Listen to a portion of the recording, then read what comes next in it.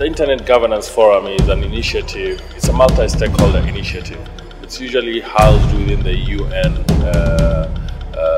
space. The Kenya Internet Governance Forum is now in the 5th year. As the name suggests, it's about internet governance. It's about who controls the internet, how do we engage with the different stakeholders from businesses to end consumer, how do the internet service providers behave.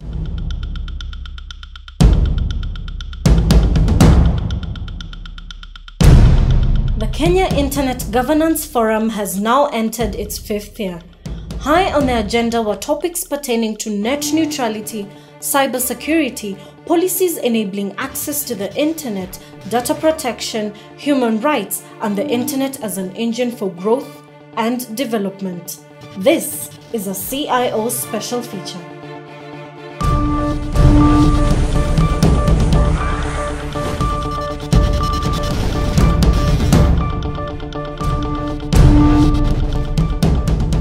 Did you know that it's only 3.5% of Kenyans who have access to broadband internet? At the Kenya Internet Governance Forum, key speakers touched on the need for increased access to localized broadband internet, improved quality, and affordable costing. Topics such as net neutrality and the need for policies that enable internet access and governance were also discussed. In the information age that we live in, communication is the most important proponent in economic growth. World economies have been built by it. World economies are sustained by it. Since the very first inventors, no one invention has single-handedly changed how we communicate like the internet. And not just any form of internet, broadband internet at that. Although East Africa was the last major region on Earth without fiber optic broadband internet access, the region has quickly caught up with the rest of the globe. Before the introduction of the fiber optic cable in 2009, people from the region had been forced to rely on slow and costly satellite connections for access.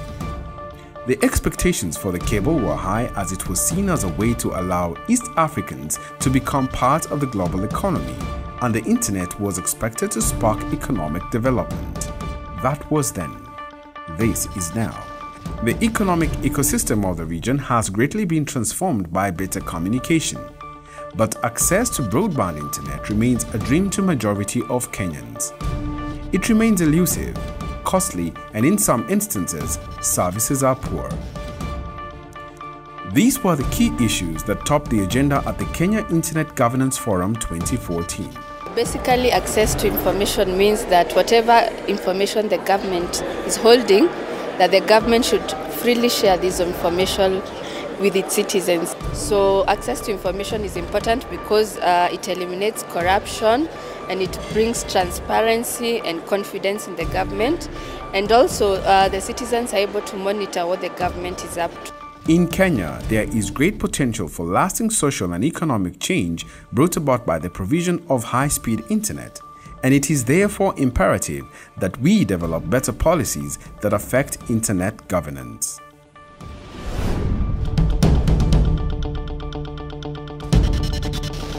So how private, safe, and secure is your data? The debate on cybersecurity in Kenya is as old as the introduction of the internet into the country. And with the launch of the Kenya Cybersecurity Report 2014 by TESPOC, the opportunity to further discuss the issues surrounding this topic arose. The world as we will experience it has extraordinary changes, and in the next decade with growth we can anticipate some common elements. From a cyberspace perspective, it means more devices, it means more connectivity and more data. But there is significantly more to the story than just big numbers. The growth of cyberspace is really about how technology and digital access can foster, in our case, economic development. We change the landscape in as far as how we deal with healthcare, how we deal with education, and so on and so forth, and basically how we communicate as well. All of this will be accelerated by how technology is used both in a global and an interconnected world. According to the United Nations Department of Economic and Social Affairs, cybersecurity is a complex transnational issue that requires global cooperation for ensuring a safe internet. Cybercrime has become a trillion-dollar industry that attacks beyond borders. Each year, so much is lost in form of fraud, identity theft, and loss in intellectual property. To address the issue and challenges around cybersecurity and cybercrime, the United Nations Economic and Social Council held a special event on cybersecurity and development on 9th December in New York. Closer home, Kenya is losing $22 million annually through cybercrime. This poses a growing threat to our national security, information, communications, and technology infrastructure, as well as citizens' privacy. We have a national cybersecurity framework. We have a national cybersecurity strategy. And the two main things that stand out in this national cybersecurity strategy is a national computer incident response team, which we refer to as the Kenya Computer Incident Response Team. And we have the National Public Key Infrastructure, which is a platform for the issuance and management of digital or online identities. And so there is a deliberate attempt to ensure that a lot of focus is put into the management of our cyberspace to ensure that not only it spurs business, but it's also a safe environment for everybody. Just to give an overview of what the national KSA does, it's a national point of contact on cybersecurity matters for Kenya. It is a function actually of the Communications Authority of Kenya as defined by law. And our functions include the implementation of the national cybersecurity policies, the laws and the regulations. So at the policy level, you have the ICT sector policy. At the legal level or at the laws, we have the Kenya Information and Communications Act, which mandates the Commission to set up a national cybersecurity management framework. And then we have regulations. The regulations really mainly deal with two issues. One is the public key infrastructure, or rather the certification authority framework. And we also have regulations on the management of the .k country or top-level domain, which is managed by Kenya. And I'm glad that CAK or CA, until you have to drop the K, yeah? So that it doesn't sound like another entity, came before me because it touched on a very important topic, which is basically that all these other external factors need to be amplified or influenced by policy.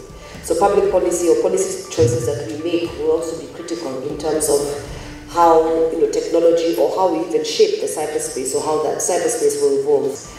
From a threat perspective, as we went into more personal devices, obviously the threat in cyberspace didn't go away.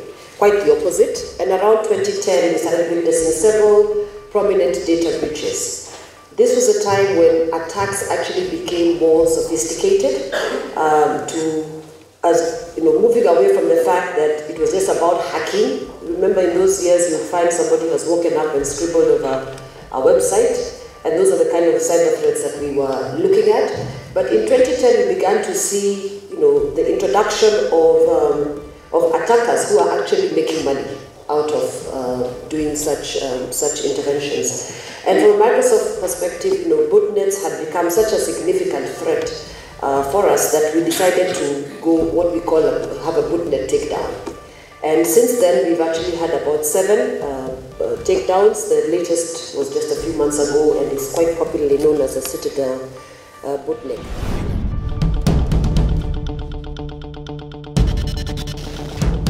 You cannot regulate internet. Internet is free for all. You access what you want to do. You write what you want to write. However, in this country, Kenya has a monitoring group that will monitor, not 100%, but they will trap using certain words to make sure that nothing goes undetected that can cause a security alarm in this country. And it's very advanced. So let our people not think that the government is not watching. They are watching. They are watching you. Cyber security is a must and will be enhanced more and more in this country when we collaborate with our neighboring countries, because you cannot do it as a standalone country. Approximate in 2025, internet users, if you're looking at 2015 being about 275 in the US, we're approximating that we will have by 2025, say 475 million users of internet. And this means that in essence, if you're to look at the Middle East and Africa region, which is basically what's most important for us, 1 in every 10 internet, we'll have 1 at least in every 10 people being able to access or use internet. Obviously the explosion will be larger in countries such as China, and it's estimated that China will have about 1 billion users, and will be way ahead the European Union and the USA combined.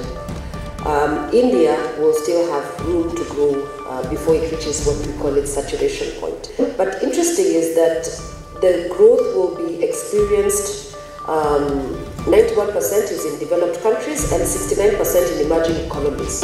Okay, so the growth will be more experienced amongst the emerging economies. Cloud computing, which is the Internet of Things, and big data, which are large today, will also continue to grow, and we believe based on that space, the challenges, of course, of cybersecurity will continue to increase. The main components of the National Cybersecurity Management Framework, there are 3. There is a strategy itself, and the strategy brings in 2 aspects. The main thing is the National Computer Incident Response Team, and then there is the National Public Key Infrastructure. So we're welcome to suggestions. As I said, that's what we have as of now. It's something that has been built through consultations among the various stakeholders, because even as we develop the policies, the laws, the regulations and licensing frameworks, we always have, as required by Constitution, we always have an opportunity to engage the public to ensure that whatever we do is all inclusive and includes the thoughts of all the stakeholders. We need to develop local talent and local understanding of IT security. This is an area that is still very poorly understood. There are many IT vulnerabilities that are there in installations in Kenya, and some of them are very basic because people have not received that basic training. We need very, very deep training of our IT security experts. We need to increase the base of IT security experts in this country, yes. We must also check what is coming in and going out via the fiber, undersea cable, and also the satellite communication networks. Those are a must. Also, there are some people who are very notorious. They have their own networks, satellites. Like if you go to Eastleigh, I was referring to the Eastleigh network. The government is watching. If you think you have your own international access to the wild web of the internet, we are watching you, and very soon we'll catch up with you. It's going to be done.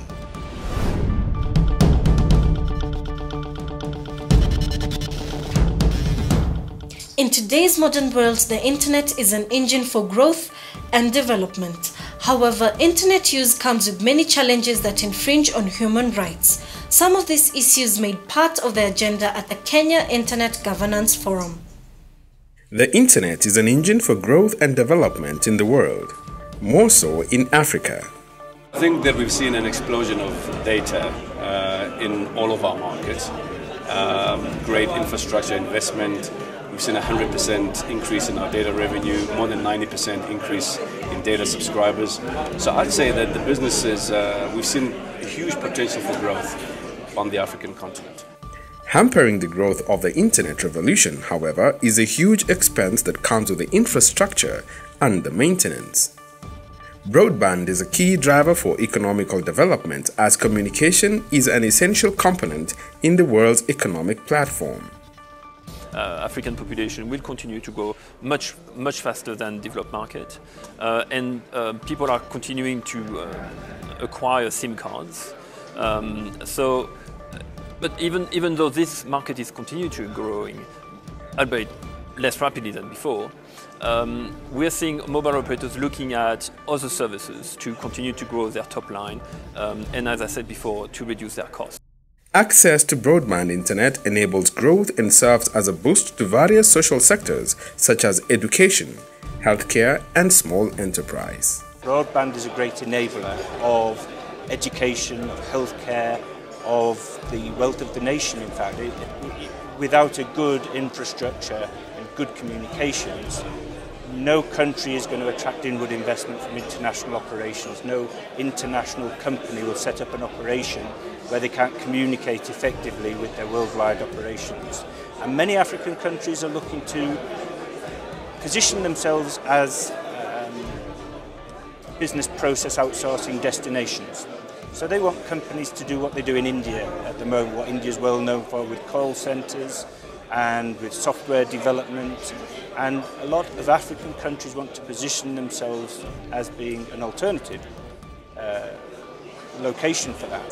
Through the internet, Elimu is going to have a web portal where students can go and access a video they missed. They can have discussion groups with teachers, with their fellow students and the others. Again, we also want to incorporate, maybe we're discussing how we can be able to incorporate WhatsApp as a discussion group on WhatsApp.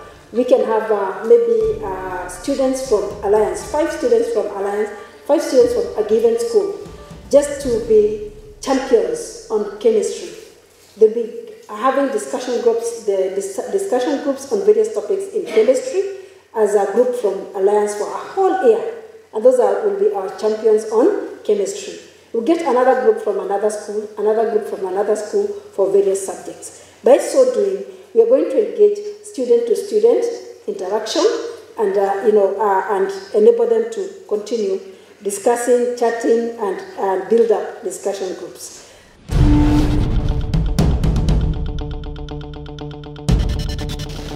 In the year 2011, the United Nations released a report that declared internet access a human right, and disconnecting people from the internet a human rights violation. The internet has transformed human rights movements. States can no longer exercise control based on the notion of a monopoly over information. We have also witnessed how courageous individuals strategically use the internet to mobilize and support others in demanding their human rights. I'm concerned that websites continue to be blocked in many countries, either permanently or through the use of just-in-time blocking during specific periods of political significance. As with everything that has gone digital, the internet has provided a new platform for human rights abuses such as child pornography, human trafficking, cyberbullying, stigmatization through racism, and tribalism. First of all, the term hate speech in Kenya is one whose definition, at least in the law, came about as a result of 2007-2008. And so it's focused under the National Commission Act, NCI Act, that the act that also led to the formation of the NCIC, focuses mostly on ethnicity, race, and religion as the things that are sort of defined in its sort of framework. And at the time it made sense because the big issue that had brought division in the country was ethnicity. But what we also realized is over time, as internet is being used, all sorts of people are interacting online, and so all sorts of other groups are also represented. It's not necessarily a representative sample, but the fact that once you have access, much as there's an opt-in or market-based sort of model as to how you get access to the internet, there's still other groups people belong to. Sexuality, gender is something that in our law right now on hate speech is not covered. So you cannot talk about, you cannot, I think, go to court and say based under the hate speech law that someone can be prosecuted for threatening or using threatening or trying to incite people and incite hatred based on gender, which is, I think, problematic. So, in a rapidly expanding Kenyan information age, broader access to information, improved internet services, and affordable costing will further transform our economy, but only if the right policies are put in place. Until then, the debate continues. This has been a CIO special feature, first edition. We'd love to hear from you. Our contact information is on your screen. I've been your host, Julie Elizabeth.